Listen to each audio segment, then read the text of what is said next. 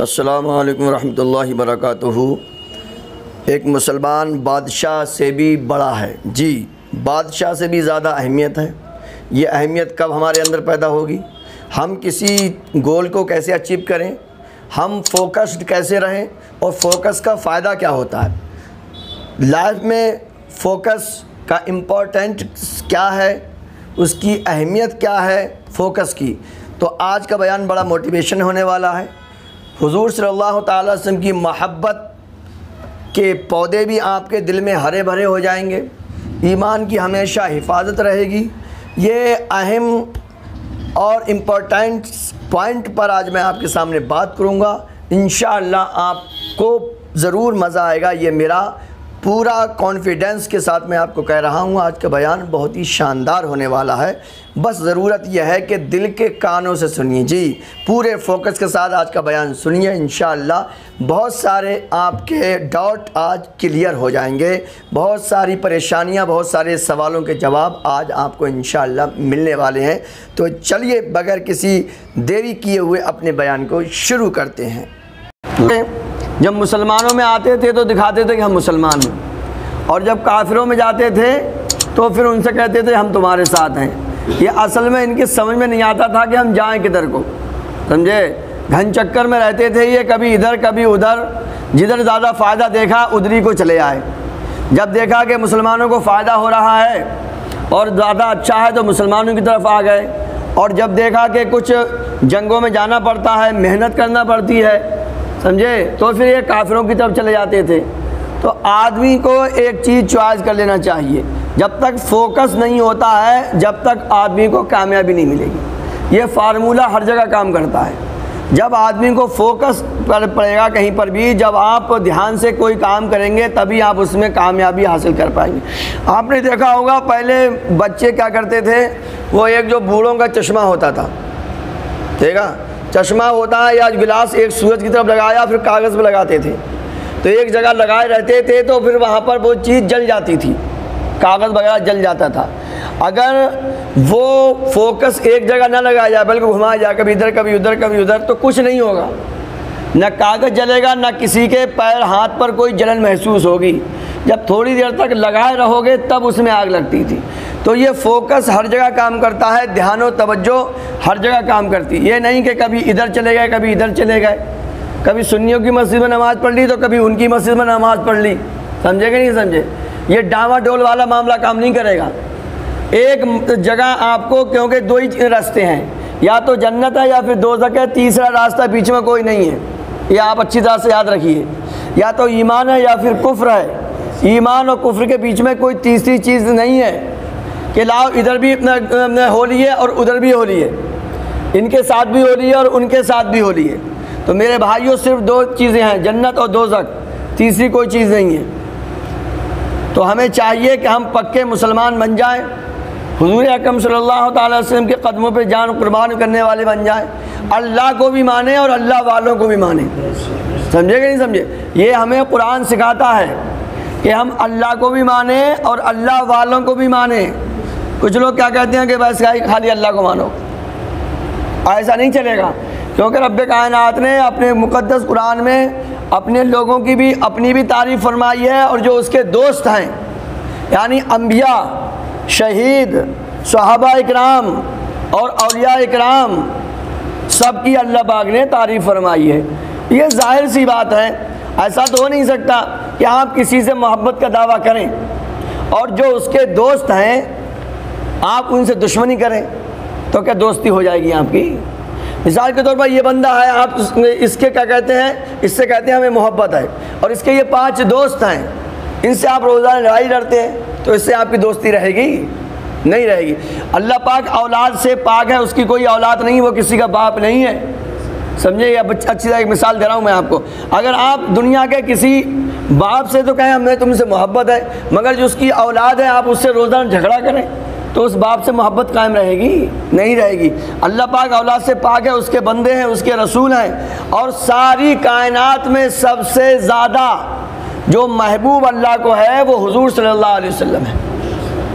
तो ऐसा नहीं है कि आप हुज़ूर से दुश्मनी करें, हुज़ूर के घर वालों से दुश्मनी करें, हुज़ूर के सहाबा से दुश्मनी करें, हुजूर के जो आशिक हैं औलिया इकराम उनसे दुश्मनी करें और हम ये कहें कि हमें रसूलुल्लाह से मोहब्बत है, हम रसूलुल्लाह के उम्मती हैं, तो ये नहीं हो पाएगा। समझे नहीं? एक बार मैंने आपको बताया था कि दोस्ती का मोहब्बत का मतलब ये होता है कि आप इससे मोहब्बत कर रहे हैं तो इसके जो दोस्त हैं उनसे भी मोहब्बत करेंगे और इसके जो दुश्मन हैं उनसे आपको दुश्मनी रखना पड़ेगी। मोहब्बत में 3 चीज़ें होती हैं। एक तो ये है कि जिससे आप मोहब्बत करें उससे मोहब्बत का दावा, और जो उसके अपने हैं उनसे भी दोस्ती होगी आपकी, उनसे भी आप मोहब्बत करेंगे, और जो इसके दुश्मन हैं उनसे आपको दुश्मनी भी रखना पड़ेगी। ऐसा नहीं है जो इसके दुश्मन हैं आप उनके घर पर जाके खाएं पिएं, उनकी शादियों में जाएं, उनके ब्याह में जाएं और इससे कहें भाई हमें तुझसे दोस्ती है, ऐसा नहीं हो पाएगा।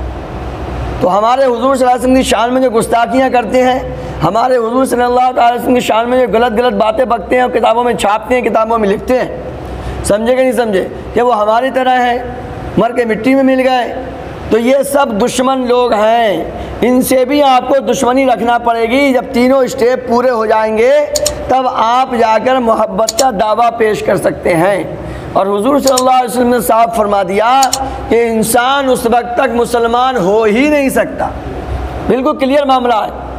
हुजूर ने फरमाया उस वक्त तक इंसान मुसलमान हो ही नहीं सकता जब तक कि वो मुझसे, अपनी माँ से, अपने बाप से, अपनी औलाद से, अपने सारे धन दौलत माल से ज़्यादा मोहब्बत ना करे।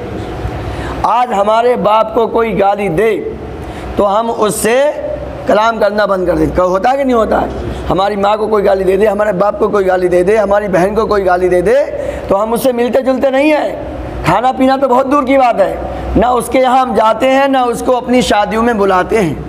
और हुजूर ने क्या फरमाया कि अपने बाप से ज़्यादा मुझसे मोहब्बत करनी है, अपनी माँ से ज़्यादा मुझसे ज़्यादा मोहब्बत करनी है, अपने भाई बहन अपने ख़ानदान से ज़्यादा मोहब्बत करोगे तो फिर मुसलमान कहलाने के हकदार हो सकते हो।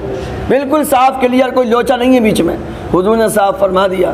तो मेरे भाइयों, हमें भी ज़रूरत है इस बात की कि हम हुजूर सल्लल्लाहु अलैहि वसल्लम के दोस्तों से दोस्ती करें, उनके जो जानिसार हैं, उनके जो ग़ुलाम हैं उनसे दोस्ती करें, मोहब्बत करें। और जो हुजूर के दुश्मन हैं उन्हें अपने माँ बाप भाई बहन के दुश्मन से ज़्यादा दुश्मन जाने। ये कुरान का भी सबक है और हदीस पाक का भी सबक है, तब कहीं जाके हम अपने आप को मुसलमान कहलाएंगे। इमाम को भी गिरेबान में झांकने की ज़रूरत है और मुक्तदियों को भी गिरेबान में झांकने की ज़रूरत है कि हम हुजूर के और अल्लाह के चाहने वालों से मोहब्बत करते हैं कि नहीं करते हैं, अल्लाह और रसूल के दुश्मनों से हम दुश्मनी भी रखते हैं कि नहीं रखते हैं। ये दुनिया 2 दिन की है साहब, समझे कि नहीं समझे?